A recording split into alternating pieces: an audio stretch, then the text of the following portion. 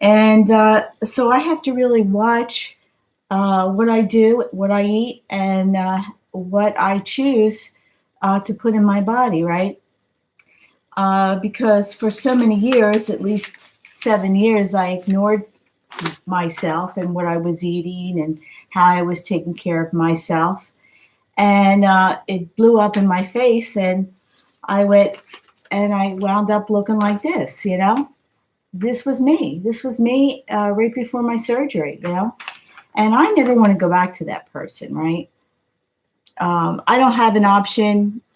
There's no option for me for revision because number one, I don't have a job. Number two, I have no health insurance. And number three, I'm at a normal BMI, right?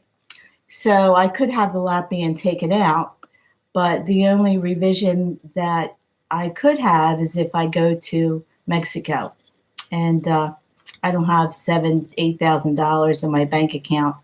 So I'm trying to do what I need to do to keep myself on an even keel and to check myself all the time and check the scale, check what I'm eating, and doing my due diligence, right? Now, sometimes I do get mad. I really get angry because, I'm like, I want to eat like everybody else, and I think to myself, this isn't really fair. It's not fair. It's not fair, but it's reality. It's reality. I'm a middle-aged woman. I'm going to be 59 years old. I've had hormonal disorder for years and years and years. I've been on a yo-yo dieting thing for years and years and years, right? But 7 years, I didn't care, right? I didn't care how fat I looked. I didn't look in the mirror.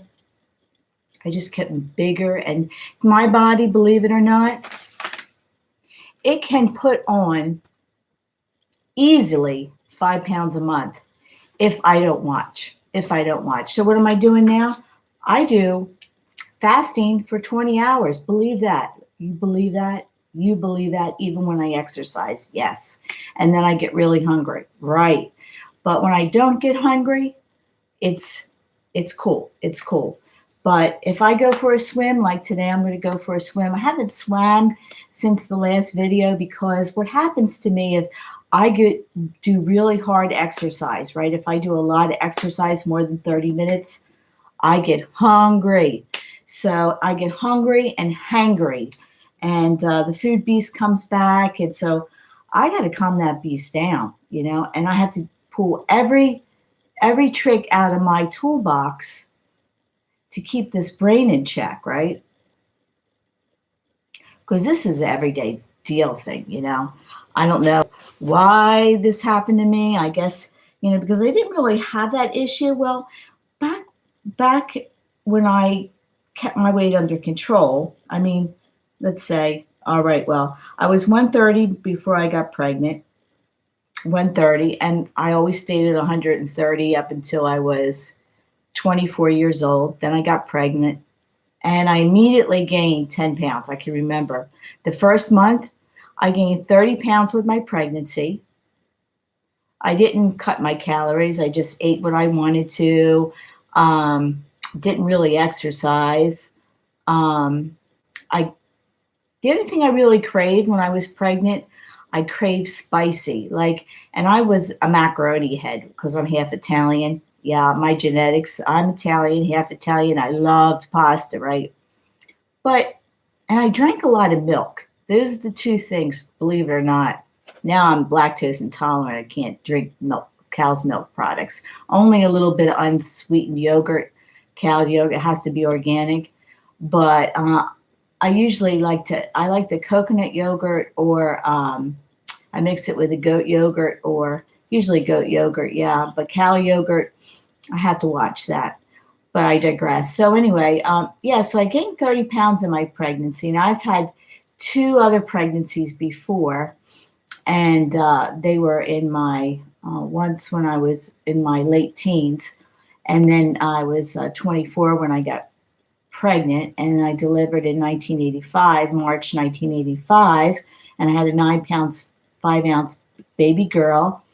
And I can remember that I only lost 10 pounds after delivery, So then I was at 150 because I delivered at 160, but my body structure had changed. My hips got wider, my legs got bigger, the adipose, I mean, my body like really like blew up, I mean, they almost look like these legs, but I was at 200 and I don't know, 212 pounds, 214, sometimes 215, and that's when I went to the bariatrics. I had lost 5 pounds before I went to the bariatric surgeon, but my body likes to hang on to fat. I don't know why. It's genetics. Who knows, But back in the day, um, when I think about it, I was doing like one meal a day and one meal a day. I didn't never ate breakfast, never, never, never, because I had to be at the hospital either 7:30,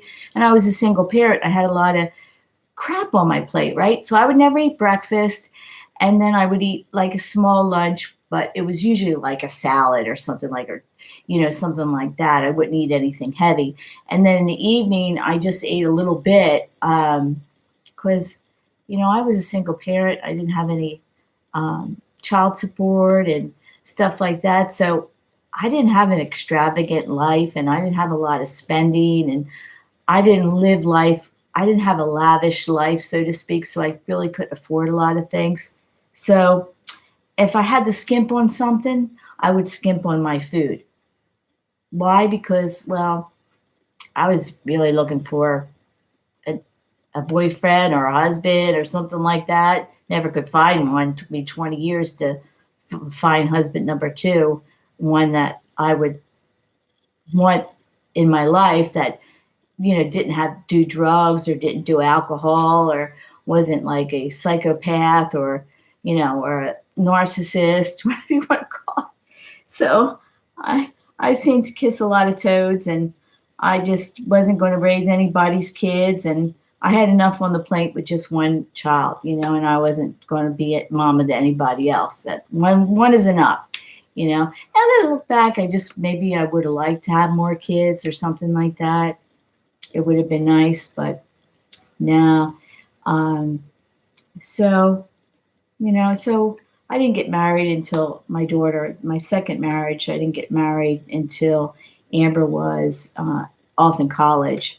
And so my first husband, Amber's biological dad, he left. I divorced him. I decided to separate it. I wasn't going to have it anymore. And there's a lot of videos that says what kind of person he was, but he was a jerk.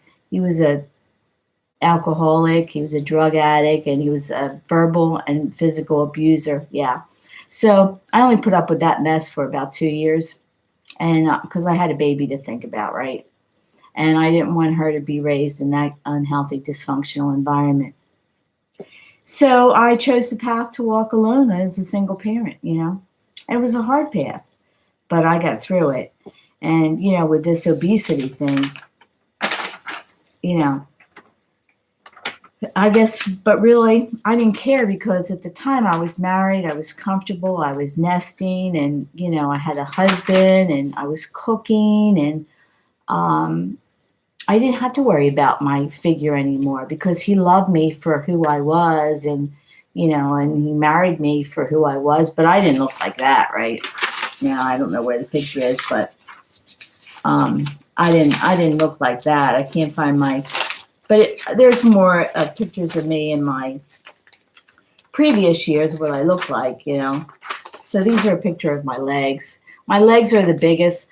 I don't have big boobies. My mom had big boobies. My sister has big boobies, but I just have average boobies. Even when I was pregnant, they were big because, I was going to breastfeed, and I did try to breastfeed for 2, but they were so weird having, that's how I found out that I was pregnant because they blew up real quick, My boobies blew up, and my gigantic behind got bigger, and that's how I knew I was having a girl, because I find that people that have boys, they just get a little belly. They don't get wide and fat, but people that have girls, at least with me, I've seen, you know. But my daughter had a boy, and she didn't gain a lot of weight. Um, but yeah, so this obesity thing, nobody can give you the real answer. I've watched so many podcasts, that I it's a combination. It's the brain, it's the hypothalamus, it's the pituitary, and I've watched 600-Pound Life. I've analyzed that. Now I'll share with you a podcast that I just uncovered. But and it's the brain. They talk to each other. The gut bugs, the brain, and then they send the signal back and forth, back and forth.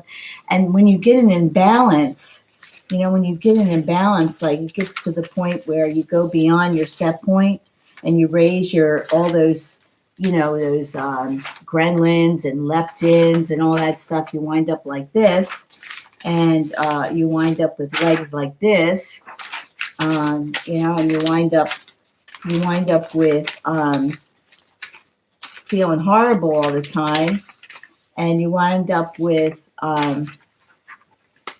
swollen ankles like me,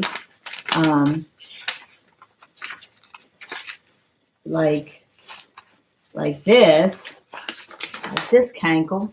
That's how big my ankle was. That's how big my legs would swell up, and the doctors would say, "That's not swollen."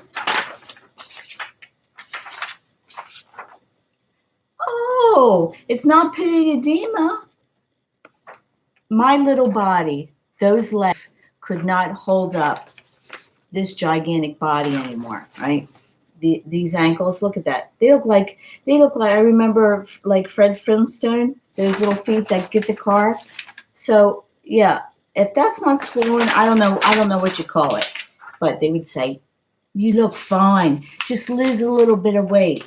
By that time, it was above and beyond that. I just couldn't get out of it, right? I was now these are my legs post-surgery at 147. Yeah. So as you can see, the difference, I mean, clearly, it doesn't even, you just can't even, look. So these doctors, they piss me off. So anyway, so I got down to 147. Oh, this was me in 2003. That's what I looked like when I met my second husband. And so this is me. That's my body. I was pretty happy. Losing, I didn't care if I lost all those breast tissue because I wanted to be an athlete. And my the person who I looked up to, well, this is at my lowest. I was kind of gaunt, but I had a 15% body fat. My hair all fell out, but I was lean and I was a fighter. And this is she's the Iron Nun. She is a real full Iron Man. She's the Iron Nun, and I wanted to be just like her. I wanted to go to Kona, but that never happened for me. My dream was to be placed in my age category and work my all the way up to age category to where I could go to the triathlete Olympics, but I never made it. So that dream went up in smoke. But that's okay. I've accomplished a lot. So, so like I said, here's me coming out from doing Ironman. So I'm quite proud of my accomplishments. Maybe if I would have had a malabsorption surgery, if I made a better choice, maybe I would have got down to 130 and stayed at 130. But I sit at 160 now. I'm trying to lower my set point and move the needle down towards the summer because that's where I feel best at 155. So I fluctuate between 10 pounds. In the wintertime I go up, and in the summertime I go down because I'm eating less dense food. So I'm concentrating on my sugar, and that's what I'm going to be decreasing in my sugar, and that's what I'm going to be working on for a month. And being conscious about it, being mindful about it, whatever you want to do. Analyze the sugar, look at the label, look to see how much sugar is in there, keep track of what I'm eating. I'm going to monitor my eating for 1 month to make sure I'm not going over my calories, because my BMR is 1,100 calories. So I have to be low to keep that at an even keel, to be at my maintenance range. I have to stay below 1,000 calories. So I cap it. I try to keep my intake below 1,000. And because if you guesstimate or estimate how many calories, you're really usually eating usually a couple hundred calories over what you think you're eating. So that's my philosophy of it, and that's my theory. So um, yeah, if I do eat something, it's a healthier choice. It's the worst choice. It's the medium choice and the best choice. Because I calorie restrict, and I do the OMAD and calorie restriction, and I eat in a 4-hour, 5-hour window. And I have to do that, because everybody says to me, well, you're in menopause. Everybody gets fat in menopause. Sorry, I'm not going back there. No way. No way in hell. I don't care what body hack I have to do. I don't care how many times I have to fast or what I have to do it. I'm going to do it, right? And I've done it. So I want to share with you this video that I uncovered. Now, this is a bariatric surgeons. It's a panel. And it's really interesting because this is gastric band to bypass. But they talk about some really interesting things. And I'm going to link the card. And if you have some time, listen to this video because it goes over the operation from band to sleeve. And they talk about some different things, a little bit of nuggets in here. They reveal some medical stuff that we usually don't hear because they're doctors talking. This is a medical conference. They talk about the procedure. They talk about adhesions. They talk about reflux and stuff like that. And they definitely say in this video, and these are bariatric surgeons from all over the world. And they say in this panel, definitely, they talk about adhesions, they talk about erosions, they talk about reflux, they talk about GERD, they talk about all this stuff. And if it's good to do the bypass right away, or if you let the stomach heal for a couple days, do it in 2 procedures, do it in 1 procedure. There's all different schools of thought. So I like to listen to these different podcasts, these medical conferences, because I want to know what they're saying. So in case one day I do have a revision, I'm going to have all the necessary tools to know what to ask for the next time. Because in the beginning, I really didn't know how complicated my case was and how my metabolism was all screwed up. Else I would have chose different surgery. I would have never chose the lap band because metabolically it doesn't do anything. And it only worked 3 months for me. So if I paid all that money, I wanted something that would help me long term, or maybe get to my goal to make my set point go down.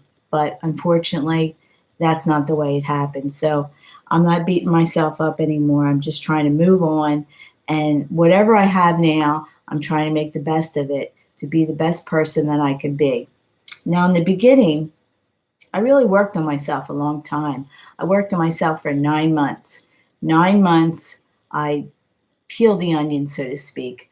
I analyzed where I went wrong and how can I not go back there. And I'm honest with myself. I don't lie to myself. I don't pretend to myself. I'm a straight shooter with myself because I've learned in the past it didn't work, right? So I'm usually on it every day. I make the best choices. I eat whole foods. I do my fitness. Now, lately I've had a jacked up knee. I did something that I shouldn't have done. I was doing some hills and I shouldn't do any hills. And now my right knee has, been inflamed for like over a week and a half. So I'm waiting for that to calm down because I know I can't afford a knee replacement because I don't have any insurance, right? So anyway, so I'd like to share with you this here. And I'm going to link the card. And he does say something about sugar in here, which is very interesting.